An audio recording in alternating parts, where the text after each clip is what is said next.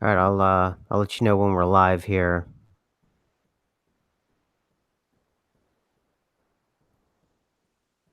Okay, I think we're live.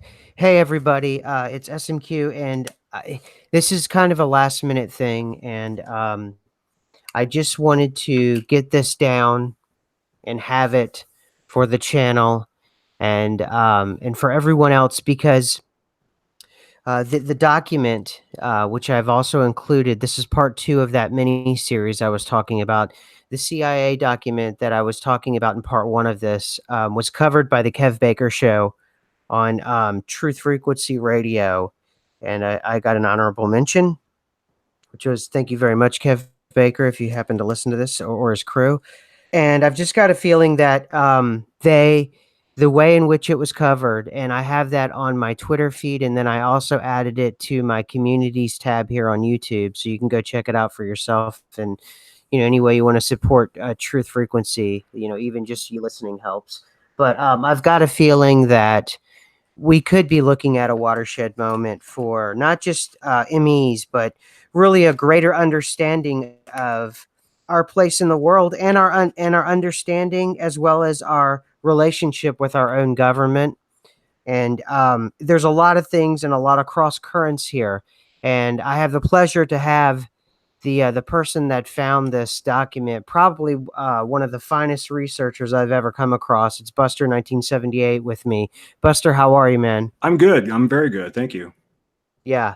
And I wanna thank you, and I wanna thank everybody watching right now. We already have 21 watching.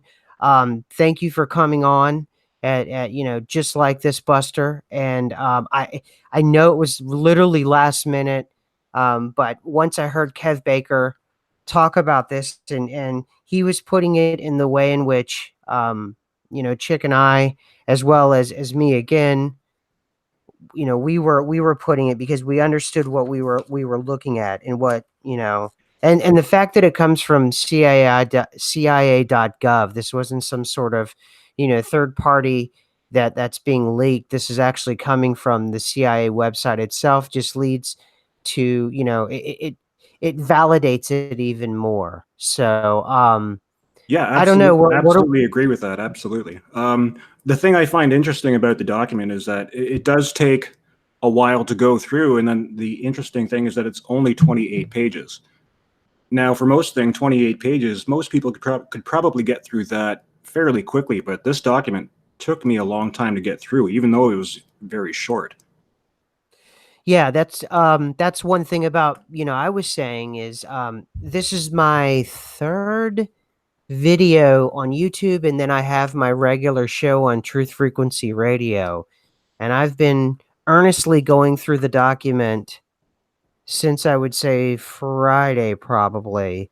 And it's now Tuesday. It's 29 pages, and I can guarantee you I've not fully understood the ramifications of what I've read. And your first read through, you just simply can't read through it. It's so powerful because it's a redefinition of the nature of our existence and our understanding of that existence. And never mind the absolute purposes from which the CIA, you've got to get through that before you even begin to understand what the CIA is even trying to accomplish. Yeah, absolutely. After a while, once you get near the end, sort of the ideas behind why they were researching this sort of kind of come into play. But in the beginning, no, it's the way they describe some of these things in such clarity, but briefness. They'll explain something to such depth, but they won't actually go any further. They'll just kind of move on to the next point. Like they'll cover it quickly, but in depth, and then they'll just move on to the next point. And that's what I found very intriguing about it. Yeah, absolutely. And that's something that I mentioned. It shows, if you're an experienced reader, if you've read a lot of books and you've read a lot of research material, you can understand that if someone can encapsulate something so powerful and something that would be very voluminous or whatever, if they can encapsulate that in a paragraph or less, there's been a lot of research, a lot of study, and you can infer a lot of information from the author and the organization from which the author is representing. And just the fact that they can encapsulate that the universe is a hologram, the brain is in fact a hologram, and it's oscillation. And I know I don't say it very often, so someone corrected me with that, and I had to listen back to it because, well, frankly don't say that very often. I say variable a lot. I say doing IT work, but I don't say oscillation very often. So yes, I know the S is silent. I didn't catch myself doing that, probably because I don't say it often. I was bowled over. So I understand everyone who commented on that. But anyway, this document is so powerful. It's the most powerful 29 pages I've ever read in my entire life because it absolutely reshaped everything. And really, a lot of the conspiracies that haunted me or bothered me, they've almost fall to the wayside when you read something like this. Yeah, absolutely. The fact that it touches upon so many different subjects, but the focus of those subjects isn't necessarily the purpose of the document. The purpose of the document is basically just to assess the gateway process. But in order to do so, you can tell they had to do so much amount of research just to get to that assessment, just to be able to come to a conclusion. Absolutely. And let's talk just briefly. We can go back and forth or whatever it may be, or we can make this a shorter, whatever conversation we want to do with this. But, let's talk briefly about that conclusion. The conclusion is quite startling, where they talk about basically this kind of three-party system that sort of leads a secondary party where they talk about, quote, the target, which seems to be maybe somebody that they want to, you know, put under surveillance for, whatever reasons that people get under surveillance, for law enforcement or for other reasons. You know, I, they have someone in the past, they have someone in the present, and they have someone in the immediate future watching to Yep. sort of surveil someone in a way that is absolutely so unconventional, but it also can explain a lot to where how often, if you are on the radar of a government organization, a lot of people think that there's these other kinds of technologies that may possibly be out there. And this goes a long way into explaining that if indeed they have taken this particular gateway process and they have, in some way, somehow, some fashion, have implemented this, not just in a beta test, but have fully rolled this out into a production environment, that indeed this would go far into explaining those that you make their radar, and indeed they can sort of almost do a minority report type thing where they can stop you just before you commit the crime, or as you're in the middle of it. Yeah. After finishing kind of the conclusion where you kind of gain the idea of why they were researching this, it brings up a lot of questions as to, you think, okay, how far did they actually take this? Did they actually create a program where they've got people who are doing this gateway process, or was this something where they didn't think it was feasible? It raises a lot of questions where you go, now I wonder, right? Well, yeah, and that's just the thing, is there's so much, it seems as if, you know, if you look around the world in the way in which the conspiracy world is constructed, or you look around the world and you see the way the clandestine world seems to be working, or even mainstream law enforcement seems to be working, I've noticed, I've been on the earth long enough that I remember barely the 80s, but I certainly remember the 90s up until now. And it seems as if the world is much calmer, in an odd way to say that. And I say that in American cities they used to. And I briefly lived in New York City when I was younger, and I can remember it being hyper violent, hyper dangerous. And I can remember other cities, even the one that I ended up living in, which was a relatively small American city, but nonetheless it was a city. And even that, my father having to, once he got out of the Navy, having to work downtown, even that was something that was a bit of a challenge. um, so, and that those kinds of atmospheres of abruptly changed, and it makes you kind of wonder in a way, obviously there's the visible law enforcement tools that they have, and there's obviously profiling, mainstream profiling that's flaunted in the media with dangerous criminals and the like, but also it could explain the rise and fall serial killers. It could explain the rise and fall of all kinds of different things that, when I was a kid, it seemed that it was only going to get worse. It's almost to the point of a dystopian nightmare. And it all seemed to have gone away. Now, for a long time, I know other people have, before reading this document, they assumed perhaps, they assumed that, hold on, of course, McAfee is giving me a virus thing. Hopefully we don't get shut down here. Um, that right? They assumed that it was, part of a broader program or something. But now reading this document, perhaps something like this was rolled out. So indeed, if you had someone you couldn't prove that they were, doing something, some skullduggery that you couldn't prove, that if you could read all the way through and you come to that conclusion that indeed you'd have these enhanced tools to find them and stop it and shut it down much faster. And it is interesting. I do find that fascinating that those kinds of waves of things sort of dissipated. And 83 is when it came out, 2000, and obviously by the time that it came out in 2003, this particular document, we're talking about, they must have so mastered it in that 20 years, perhaps.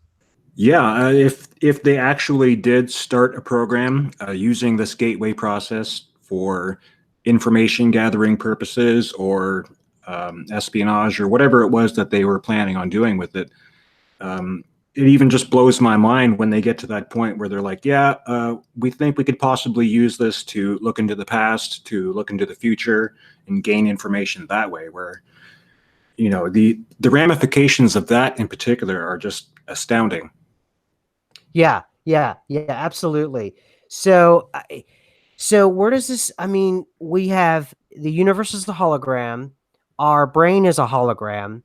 Um, Time indeed is something that is not only measured, is something that ultimately can be, if not outright manipulated, is something that can be traversed like you would, walking across a room.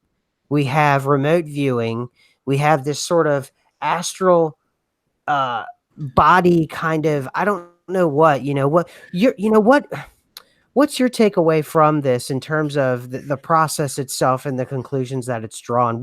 You've had this longer than I have. So what are your takeaways? I'm just curious, you're a relatively, informed guy when it comes to all things like this, but this document in particular. So what, it's yeah. such a broad topic because, like, even in the beginning page where the guy is describing to his boss, basically, he's saying that he's had to delve into quantum mechanics and theoretical physics, basically stuff which he's probably not familiar with, basically just to explain what is the gateway process.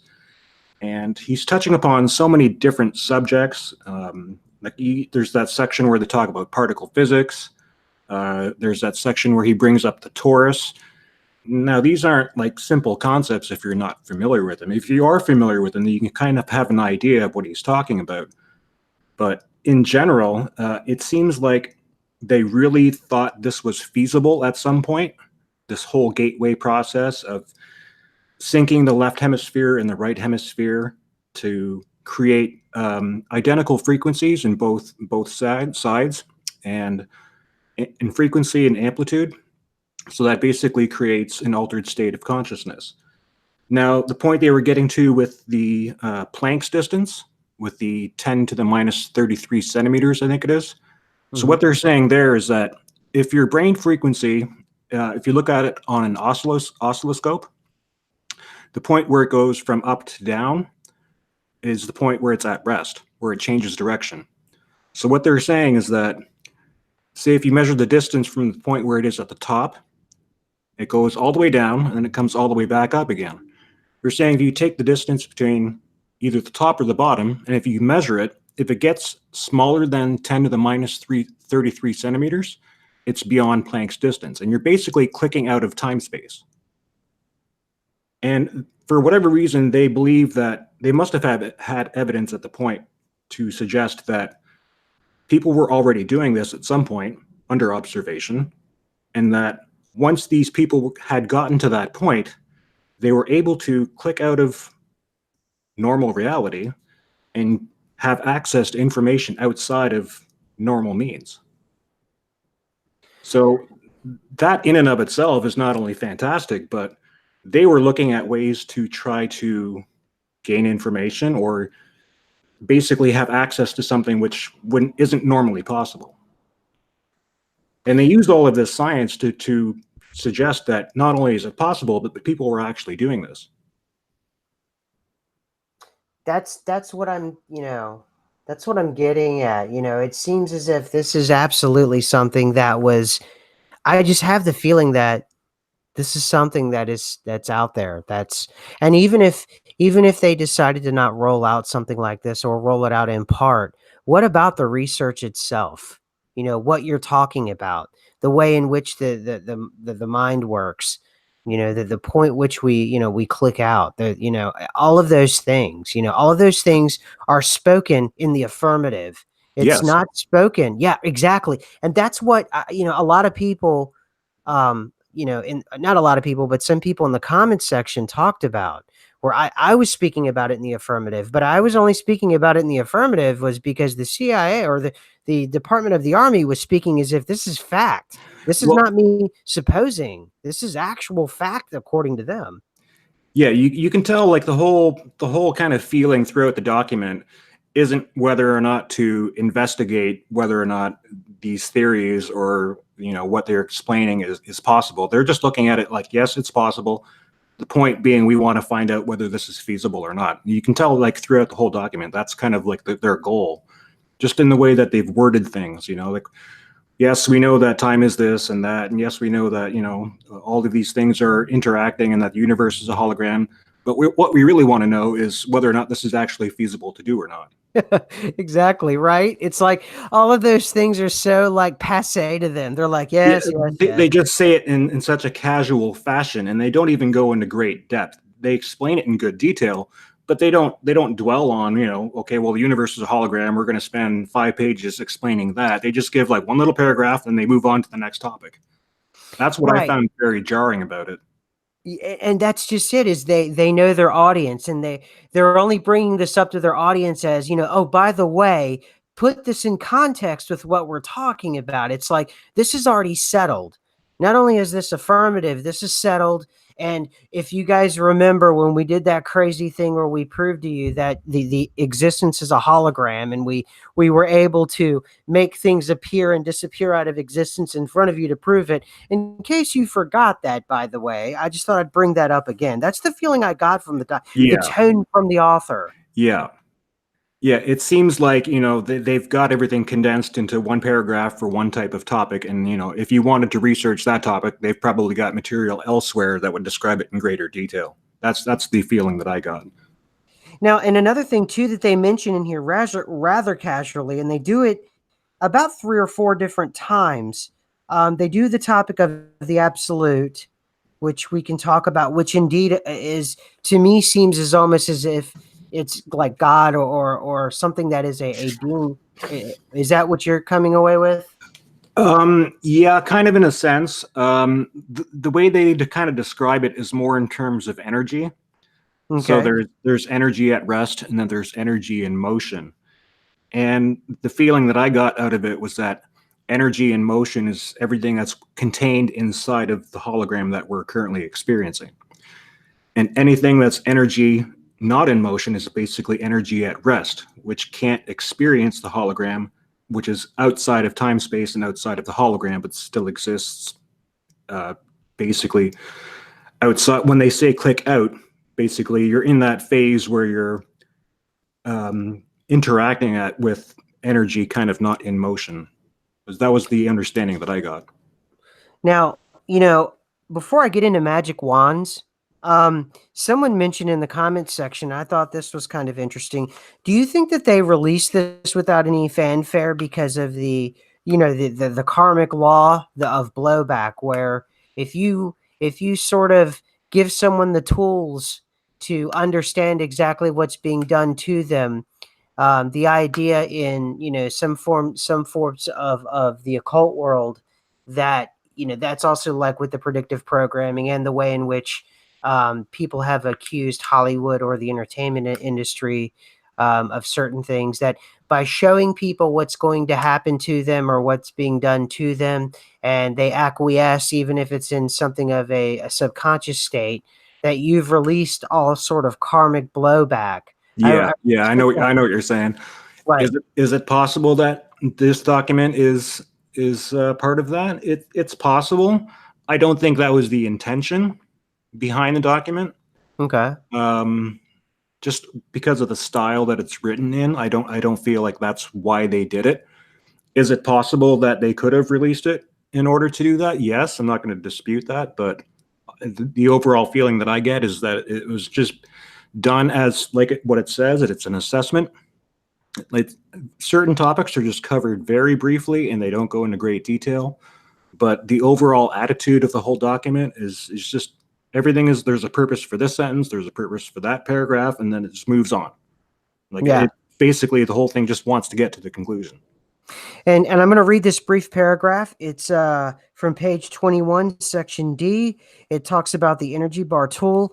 And I'm doing this for the purposes of the audience to kind of entice them to read this through, because the way in which they weave, and this goes back to the expert way, this author must be commended, but the expert way that they can weave disparate things would take great fiction is on contrast, and great art thrives on contrast, and drama, and this author certainly took that to this document is, as far as I'm concerned, in terms of what the strict meaning of art is, which is to make you reassess your environment and produce something beautiful from nothing. I think, to me, in a lot of ways, this document is a work of art. But I want to read from page 21, section D, energy bar tool.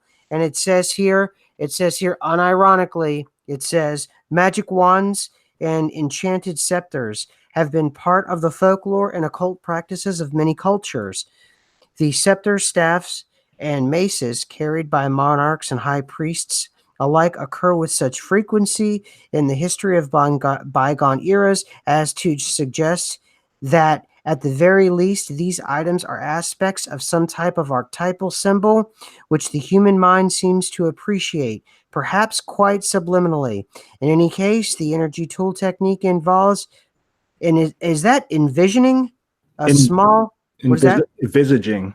Envisaging. It's an odd word. There's some of these words I don't come across very often. A small, intensely pulsating dot of light, which the participant charges in his imagination with enormous energy until it is virtually pulsating.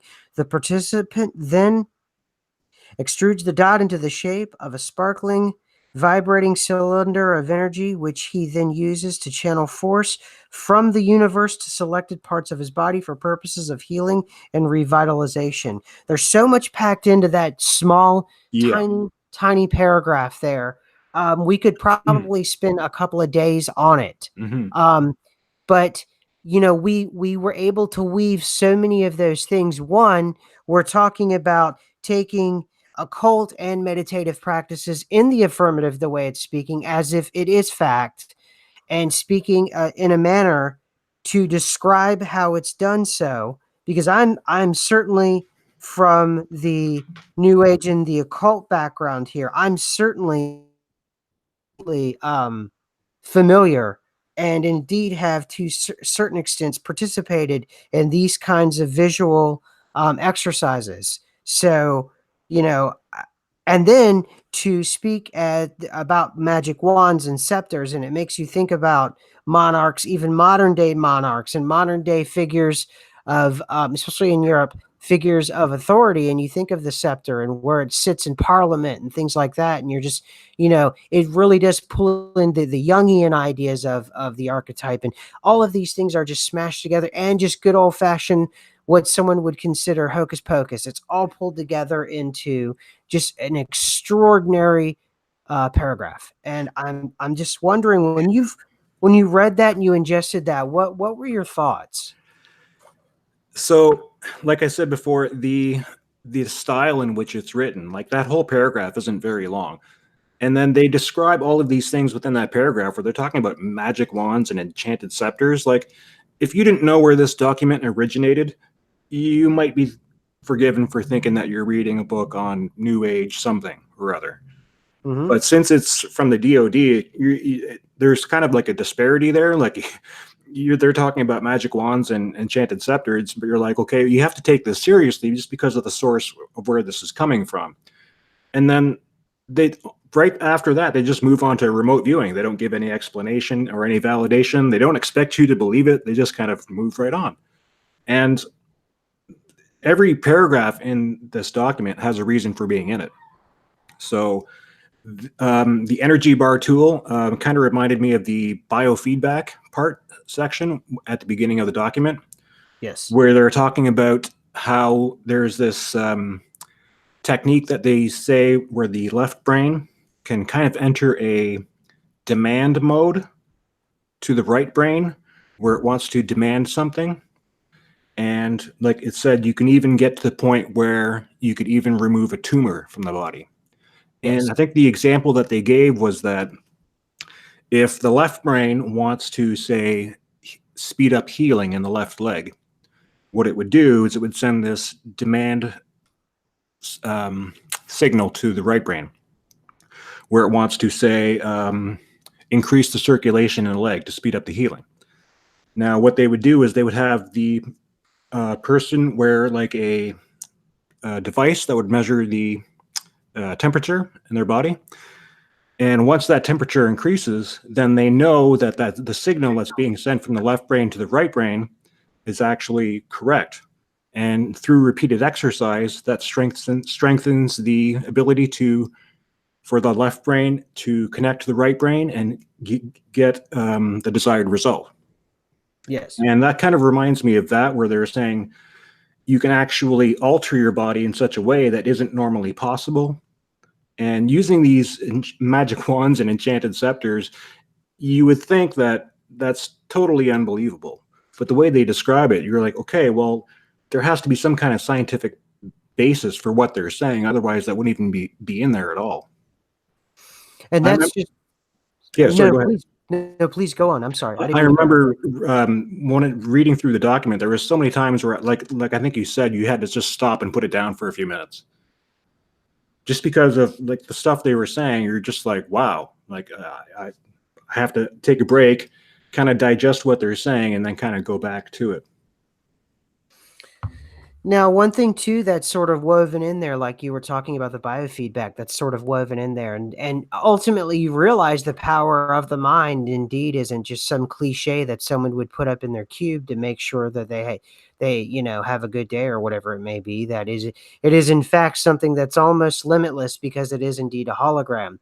But one of the things that I know that they've sprinkled in here in another matter of fact way, as if anyone reading this has obviously been briefed on this already, this idea of not only there being other entities or intelligences in these states, not only that there has to be teams, focus 12 state, focus 15, and they talk about these different teams whenever you conduct an operation that have to be out there in order to ensure that if there are entities or intelligences, as they put it, that are encountered during this process, that you indeed have almost like a recon team or a forward team of brace the other individuals that are actually out of body and to kind of reel them in safely away from these particular intelligences. I mean, what's your take from that after reading this?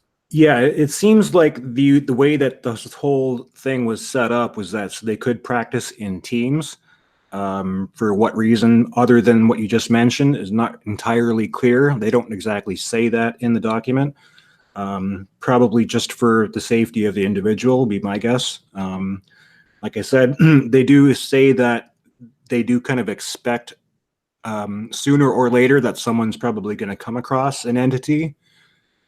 They don't say exactly where, whether it be in this dimension or another dimension, but they do say at some point they expect the person going through this gateway process to come across an entity, and that in and of itself raises a lot of questions, because you think, okay, well, what kind of entity? They're not really specific on that, so you kind of start thinking, well, what could that possibly be? And the way in which they're talking about that, it's obviously happened before, the way in which they come across these intelligences or these entities, the fact that there has to be almost like different kinds of teams to triangulate, it's almost as if they are carrying it out. It's like psychic warfare, that they're carrying it out as if it's a military operation.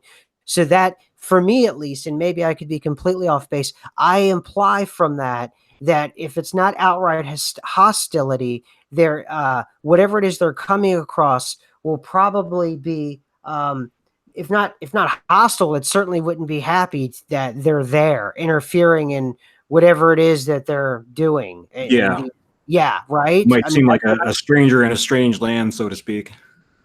yeah, like, what are you doing here? This is, sort of Yeah, our you're not supposed to be here, kind of type attitude. It is. It's odd. It's very odd. And then just the fact that, he says it right in the beginning, about the stigma of the occult connotations. I mean, this is one of the most occult documents I've ever read in my entire life. I'm going to be honest with you. This could be a grimoire as far as I'm concerned. Hmm. Absolutely, and what I find fascinating too is that I wasn't going into this document expecting to find anything that would relate it at all to the Mandela effect. I kind of briefly glanced through it, and I kind of just read the topics of what they were talking about. I saw like the consciousness matrix, and the subatomic particles they were describing. And I was looking at some of the diagrams. I was like, okay, well, this looks interesting. I'm not really sure if it's got anything to do with the Mandela effect, but it does look interesting. So once I kind of got into it after the first few pages, I kind of just devoured the whole thing in about 4 or 5 hours. It was just, I was blown away. Wow, you were able. Wow, well, good on you. You really are. Okay. This took me, I guess, because I was so stunned. It took me days because I kept highlighting and going over it, and I would put it down and stare at it from across the room and eat a sandwich and look at it and then walk back over and just go over it again. And it was just so powerful, the document, and it frankly freaked me out. It really freaked me out. And it wasn't as if, I don't mean to say it freaked me out like I ran out into the street like a madman with my shirt off. I mean, it's a lot to take in at once. And I think, Yeah, it's not the fact that I think that like these topics are brand new or these ideas or concepts are brand new. I think what's so shocking is that they kind of combine all of these various ideas and concepts, talk about it in such a brief manner, and then just completely move on to the next topic, and then kind of just leave you there hanging, like you're just sitting there shaking your head, going, "Did they just say that?" yeah, and that's well said. I just realized what you just, everything I read in here, I've heard of already in some fashion, in some way. I've already heard of all of this. It's just the fact that it's the CIA. It was the fact that it's the Department of the Army. At the time, they maybe could have considered this classified forever. So I think they were speaking among like minds. I think they were very comfortable. The author was very comfortable with his audience, obviously. They were very comfortable with these topics. And it was as if, it was something that was probably going to be kept under wraps. And I think, that the fact that a lot of this has been sort of, and I say, it's like, I don't want to say weaponized, because I don't want to come off like I'm hostile to the people who put this together. But other than corporatized, I'm looking for a word to add to this, because they've taken a lot of woo woo or new age or occult or hermetic practices or whatever it may be, and they've put it all together, and they've put this sheen over it that's very almost like a corporate spec that you would read to implement a project. And I Yeah, don't know. it's written in a very clinical fashion. Yeah, the nature of existence very clinically, and magic wands, and coming across intelligences and other dimensions, and how to handle forward teams and different kinds of teams, and to pull people out in this sort of combat formation out of this other plane of existence. And then you've got to wonder, then, are there other teams? Excuse me for 1 minute. I wasn't expecting this, but 1 second. Mhm. But while I'm answering, can you talk to me about the out of body experience?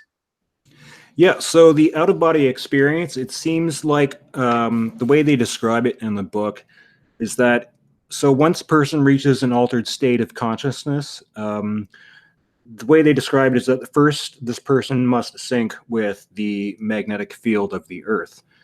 And there's a certain stage where I think they refer to it as a certain focus number. I can't remember off the top of my head. But after the person's reached this certain stage of consciousness, they can basically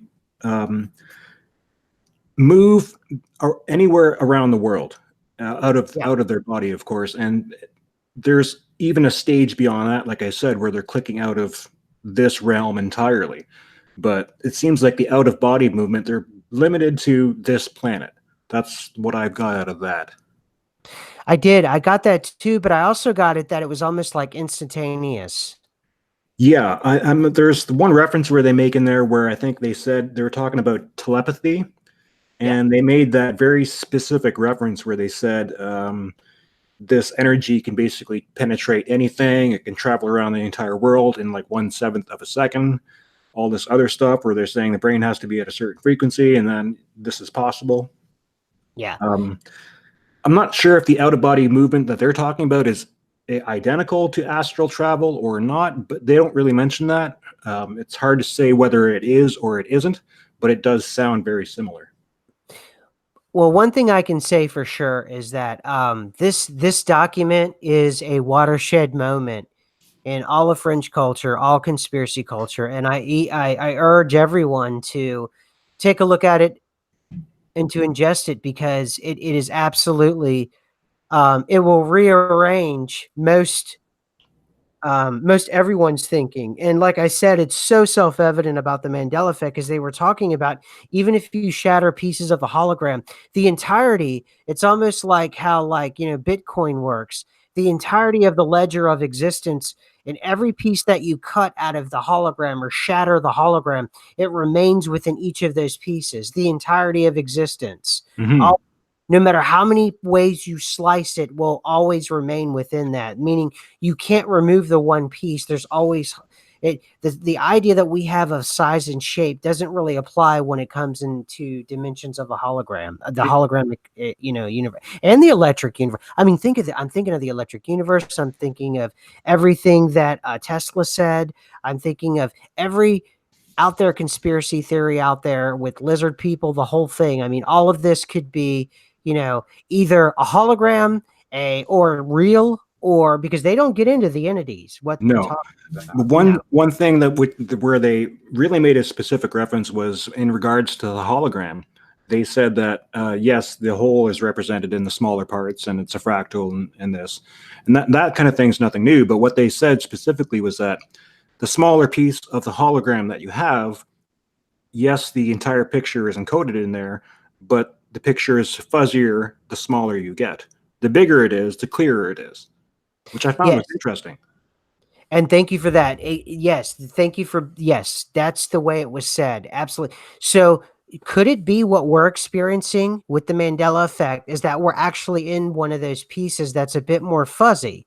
So something was shattered or broken, and we could potentially be in a piece of that fractal that is actually a subset of the larger piece. And what we're seeing, we're in that fuzzy part. So therefore, our past and all of the we think is real, it's sort of fuzzy, and that's why you have things like the Mandela effect. Well, I mean, that's where I think one of the myriad of ways the Mandela effect could apply here could be used.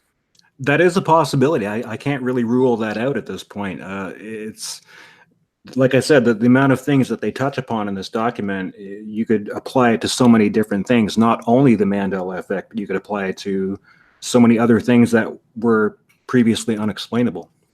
Yeah, I think this is almost the source for everything in terms of any kind of paranormal phenomena. I mean, we've got everything here. I mean, seriously, with it encapsulated in 29 pages, this could be the source document of all of the occult world, the paranormal world, um, everything from TV ghost hunters to, and yeah, the way in which ghosts are described, they are absolutely holograms that are repeating over and over again on some sort of oscillating loop. Am I wrong? I mean, you totally could get that out of there, possibly. Yeah, I mean, the way they've described it is you could apply so many of those concepts to the paranormal, and they would all work. All of it. All of it would work. And I had the feeling, I had a hunch the Mandela effect absolutely would take me down where it would solve everything in term. I knew the Mandela effect had to do with ghosts and the paranormal and all of those things. And really it was just a matter of being able to form your own language. And I think that again, it's because it's the CIA, it's the Department of Defense, the Army, all of that why this is so important a document is because who it's coming from matters. And I understand that I always say, and for a minute I felt guilty, but I said forget this is important, that take your own authority for yourself. You don't have to rely and get permission. But I got to tell you, when we've been swinging in the dark and knowing we were so close and so right, and you've got a document where they were doing presumably, because just the fact that they say in the affirmative that the existence is a hologram, that existence and our minds are a hologram, and that matter and it doesn't exist. All it is moving oscillating energy. Everything we were saying was right. We could even go back to my 2012 series, and in a lot of ways, that could absolutely be right. I mean, everything from Nessie to Bigfoot, anything that you want to look for, you could find in this document. It's an absolute, either, I don't know, it's either a Pandora's box or a panacea, however you want to see it. Yeah, it's however you want to see it, because it does answer a lot of questions in certain ways. It also does bring up certain questions in certain ways too, though. Like, what's the biggest thing that you're still, because you've had a lot more time with it than I do. Now that, let me ask you this. How long have you been ruminating on this thing? How long have you had this thing in your life? And what? Just before Christmas. Just before Okay. Christmas. I only had it a couple of months. I printed it off, I think this first or second day that I downloaded it. And like I said, I kind of briefly glanced through it. I kind of looked at it. I didn't know if it was related to the Mandela effect or not. And I thought, okay, well, that's interesting. I'll probably get to that at some point. And then it was just sitting there and just sitting there. So it was some random Sunday. I was like, okay, I'm going to read it today. Like it or not, I'm just going to get through this whole thing. And yeah, it blew me away. So, okay. Has it changed your life? It's changed my perspective a great deal. I mean, I tend to take a lot of things with a grain of salt, and I'm kind of a healthy skeptic in the regards where even though this thing is a fantastic document, I kind of still remain a little bit skeptic on some level. Like, I don't want to give all of my energy to this document in the sense that I completely believe it, but I don't completely disbelieve it either. There's a lot of very good things in this document. I do want to say that, though, there is a possibility that this document might not be entirely valid if we were to, say, bring it back to Sagittarius, arm of the Yeah. galaxy. This document might only be valid here in Orion. It might Yeah. not be completely valid back in Sagittarius, where we obviously know things were different, right? Periodic Absolutely. table. The periodic table was different in Sagittarius. Many of the Mandela affected people know that, right? Like, until I got here in Orion, I didn't know what Californium was or Einsteinium was, right? So Absolutely. physics here might be slightly different than the physics where we come from. So this document might only explain the happenings here in Orion. But in an odd way, though, even that matters because Sagittarius, then, even with it, if it's its own hologram, obviously it could have its own properties and its own way of doing things, in a lot of ways it makes it even odder.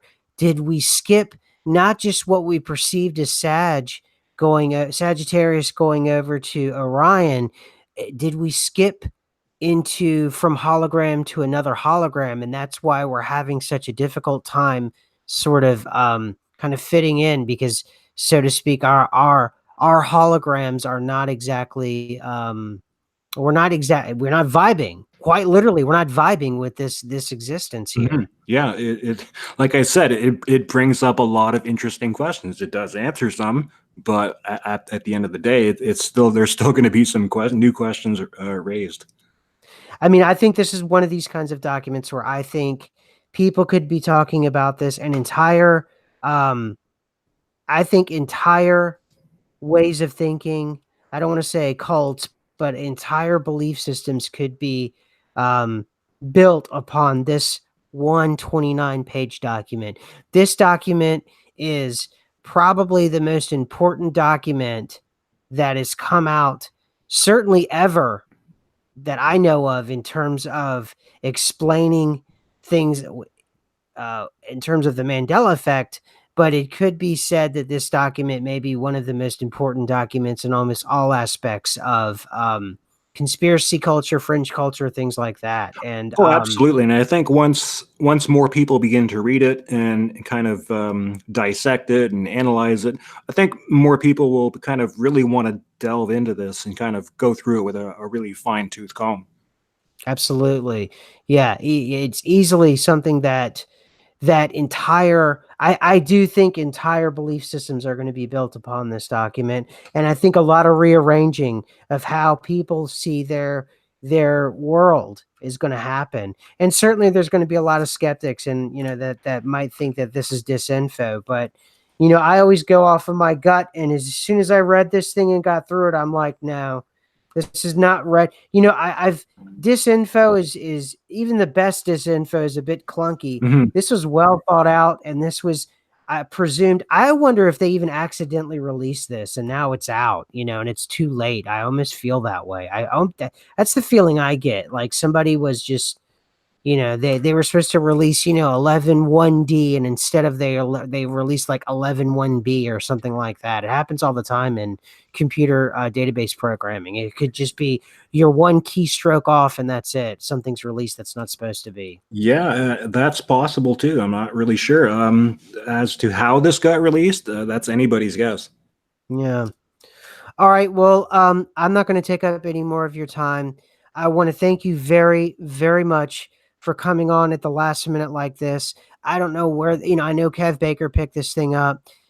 He's incredibly respected, incredibly popular. So I don't know how fast this thing is going to pop off, but certainly this thing should and is probably going to pop off. So, and because you are the source, the original researcher, and I wanted to make sure I repeated it over and over again, that you get the absolute all the accolades that you deserve, because you have potentially rearranged the reality of a lot of people in possibly a really wonderful way. In that, at least we have more answers, and in that, inadvertently or not, we see that we have somewhat of a partner in terms of trying to find out these kinds of things, even if they didn't want to, announce that they were doing the research that we were doing. We still have it, and it doesn't matter. And I'm not going to use ego to point that in a way to say that we got this by, other means. We just, a researcher like yourself just happened to stumble upon it. It doesn't matter. It's here,